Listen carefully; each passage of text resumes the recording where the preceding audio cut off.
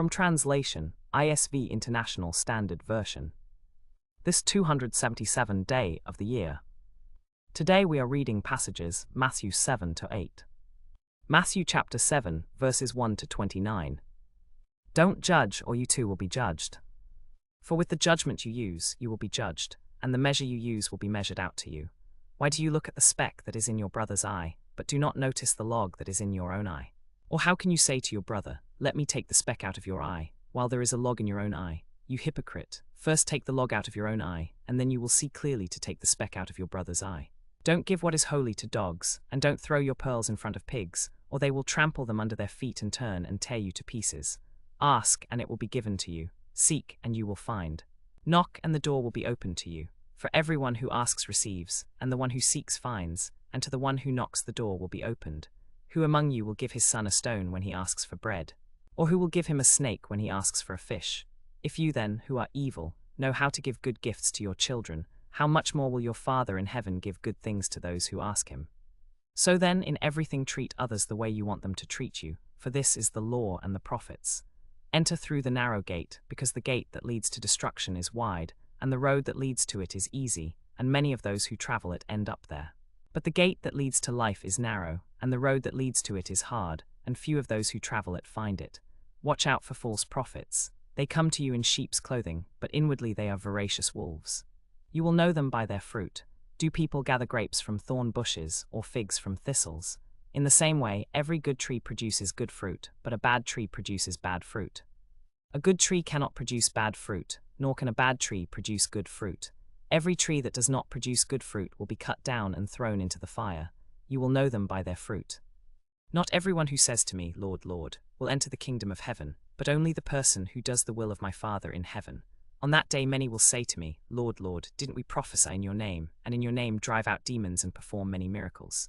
And then I will tell them, I never knew you. Get away from me, you doers of evil. So it is that everyone who hears these words of mine and puts them into practice will be like a wise man who built his house on rock. The rain fell, the floods came, and the winds blew and beat against that house, but it did not collapse because its foundation was on rock. But everyone who hears these words of mine and doesn't put them into practice will be like a foolish man who built his house on sand. The rain fell, the floods came, and the winds blew and beat against that house, and it collapsed, and its destruction was total. When Jesus finished saying these things, the crowds were amazed at his teaching. For he was teaching them as one who had authority, and not as their scribes. Matthew chapter 8, verses 1 to 22. As he came down from the mountain, large crowds followed him. A leper approached and bowed down before him, saying, Lord, if you want to, you can make me clean.